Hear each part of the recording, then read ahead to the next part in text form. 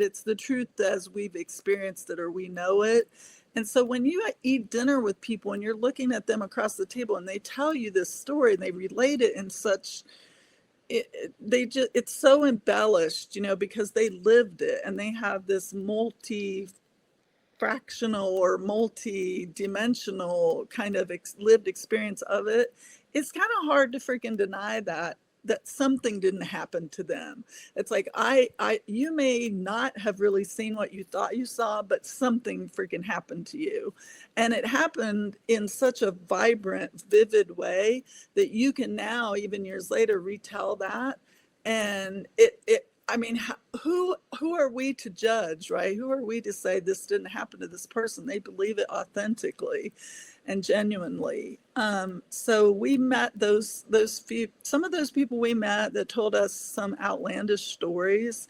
We did believe them then, and we still do, and even more so now after meeting Michael and Julia and hearing. And I'm reading Chris Latimer's book too about the Montauk, because I loved Stranger Things. So yeah, I had to get that and read it.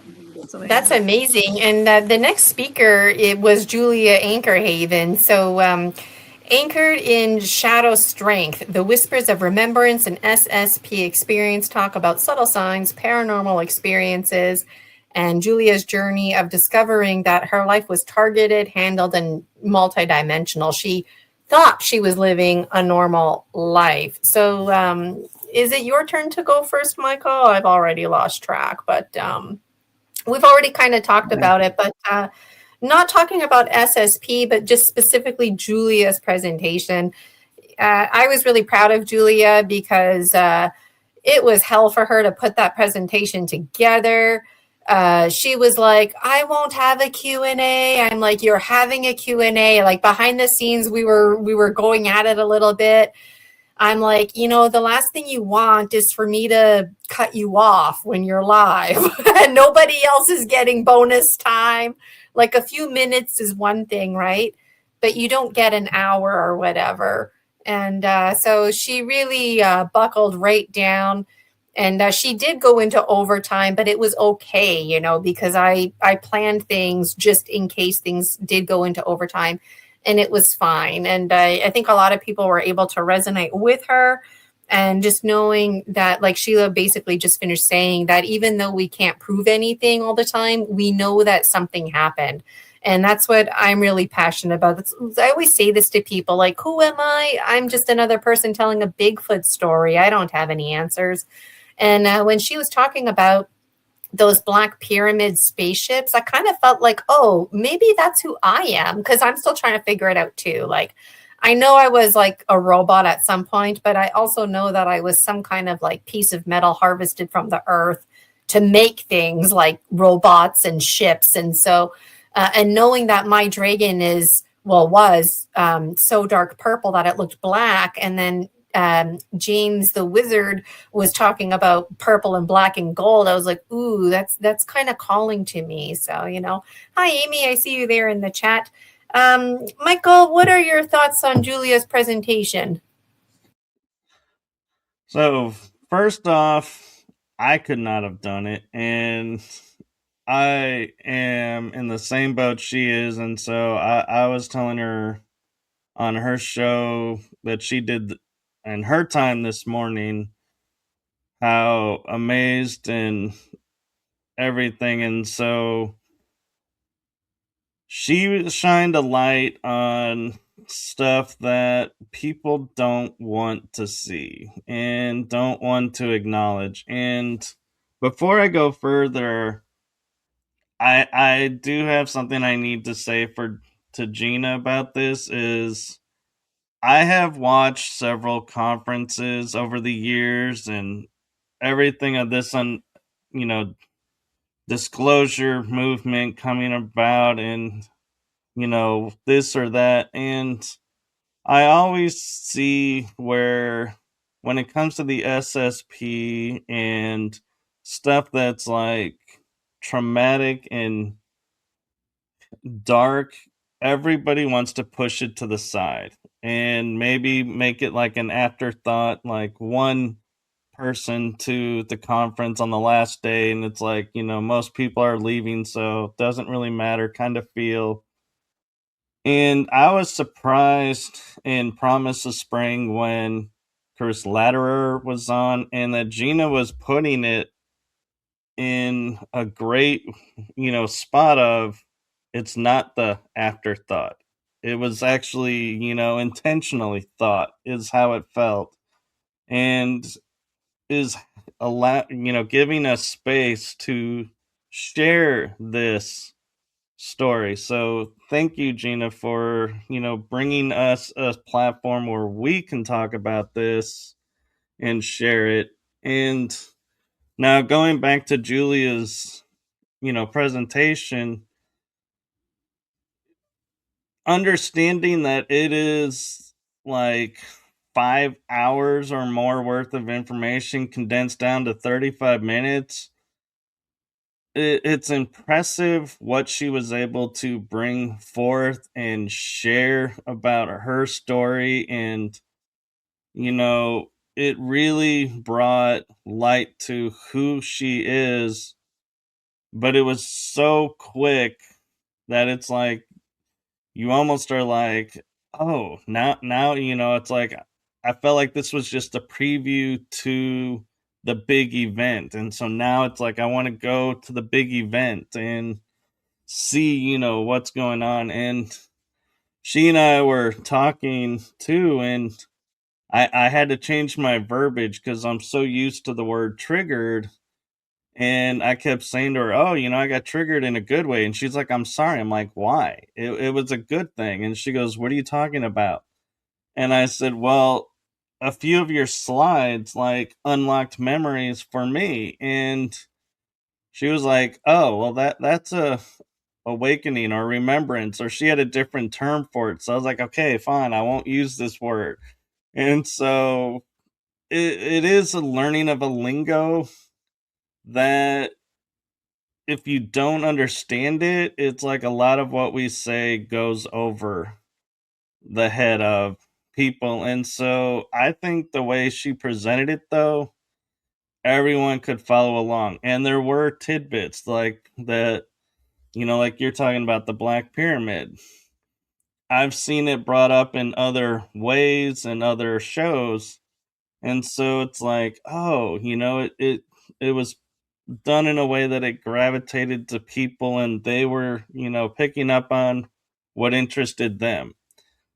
And nobody, I felt like, had anything bad to say about it, or like came in and was like, oh, and was going to be like, oh, this presentation, or this or that, like we're used to getting when we speak about it. And so that was another thing I noticed is like the chat room was like very supportive and nobody had anything bad to say. And I was like, wow, I'm loving this, because there's always that one person who wants to try and start something and it didn't happen. And I was like, in that moment, I was like, yeah, the dragons are watching over this program, this conference. We're all really protected. And it was done in a nice, I almost want to say sweet way, but that's not like really the right word. But I'm also starting to feel myself rambling, like, I'm hosting. And so I'm going to turn it over to Sheila, because I think I'm just going to just keep going nonstop, because of my affinity with working with Julia too. So. Right, Sheila, we're turning it over to you. Thoughts on Julia Anchorhaven's presentation? Bravo, Michael. So now I can ramble. No, I love that. You're so sweet and kind to her. The word that was coming to me was calm. It was a calm energy. It was gentle, So you're right. It was sweet. As I have honey in my tea today that I hardly ever use, but I love it when I do. Think to put it in there, it adds that sweetness. Why not, right? Enjoy.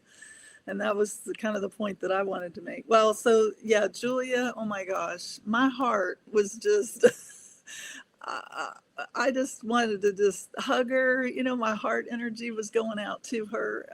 I could tell she put so much into that presentation. I mean, the work, yes, but the processing, you know, like she said, she was still processing trauma, and it's a trauma journey for her. And that just, it was the epitome. I felt like it was the reason we were all here yesterday. You know, it was just for to help her heal. I mean, I know that's a pretty big, bold statement, but damn, you know, it's like, what? I mean, why else are we here, right? And Gina, with her story, species, story, medicine, it's all about healing, right? So I don't think any of us get here unscathed. I said that, I think, some point in the chat yesterday, and I told my husband that last night. I said, we all have. I really think we all have been traumatized, if not as a child, later, and through the C word, you know, lockdown experience, etc. And he looks at me and he's like so serious, and he said, I've never been traumatized. And as and as soon as the words almost didn't even finish leaving his mouth until my daughter came in and she caught it, and she's like, yes, you were. Remember that time you told me about blah, blah, blah? And he had it, something about with his grandfather or something happened. And I was like, oh, yeah, see, I had totally forgotten about that. So, you know, he's like, well, I wasn't really traumatized. You know, it's that male. Oh, I don't really. It's like, yeah, I know, honey, we love you. You're so strong and masculine and all that. And some of that is him still proving that to himself again after the stroke. So we all. And I love how Sheila can tune in and hang out with us, and her husband, you know, whatever he rolls his eyes, but even going back to Newgrange, like initially he didn't even want to go, and then so you know it's going to be a good time with Sheila, right? Which is probably why he married you. But Julia sent me a message this morning, just letting me know she wasn't able to make it today. But she told me that she felt really good this morning, and she's like feeling like she's looking good, and not just feeling good, but looking good. So I'm like, oh, I gotta watch the video that she made or whatever, because I told her, I reiterated to her, I said, yesterday, you validated yourself, you know, through your own coherence, through your own story medicine. And then even though she was a medicine bearer, we bore witness to that. So the combination, if you will, this algorithm, presenter plus audience equals a sacred, safe space to share medicine. And how you think and feel matters so much. It creates ailments or inspires healing. So I have a belief, and it's my own opinion, that yesterday, through the transformative powers of our story medicine, that she was able to heal a lot of parts of herself. We're finally able, heard all that memory in her body was like, yes, thank you. You heard me. Now I can release and go do whatever I need to do, you know. Is her life perfect now? No. But you know what? This business of us not journeying out of the pine tree forest made me think about Julia, because she did a public gemstone reading with me, and sea turtle energy came up. But then I did a collective gemstone reading, and sea turtle energy came up again. And so I feel like a lot of dragon dreamers like Julia, they're on the descent right now, but they're actually behind schedule. They can catch up, but they need to stay focused, right? And so I kind of feel like the pine tree forest somehow is working with time and timelessness so we can check off our list. And I'm really excited this summer, this fall, our great unfolding. But Gina, any final thoughts about Julia before we move on, Michael? So Julia won't mind that I share this, and it is something that happened during the presentation. Is her twin, her trauma twin, as we call them, or I use the term wonder twin sometimes, but in the programs, wrote a message about her on Facebook, talking about her and her role and how it helped him. And this was something that neither one of them really ever did.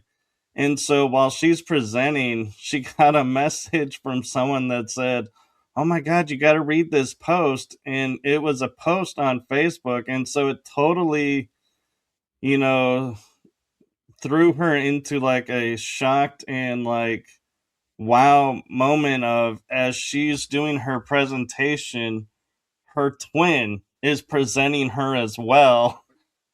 Not in the same way, but it was, you know, for us, it's like a synchronicity. And she was like, oh, and I may be misquoting her on this, but Terry, you know, let me know your thoughts because you were talking with us this morning about it too on the live. Is I feel like she's viewing coming forward at this conference with you, Gina, sharing this. His sharing about her is synchronistically connected and is like a major step for them. So she is so grateful to the conference to having that happen, that it brought about that kind of connection for those two. That's all I got on that. Yeah, she told me a bit about that this morning, and I was very wowed by that too because yesterday I wasn't aware of that, and so there was a lot of synchronicity, even synchronicity that I wasn't aware of that I'm being made aware of now. You know, and I'm hopeful that when Julia presents at this basis conference, that there will be synchronicity about me and the Dragon Dreams. Put in a good word for us, okay, basis people who are going to, you know. And it would be cool if Miles and I tag team administration or something like that, you know, because Julia seems to be a foundation these days for basis. And I don't really keep track of basis. And for somebody like me who doesn't keep track, to have an awareness of that, I think is pretty powerful.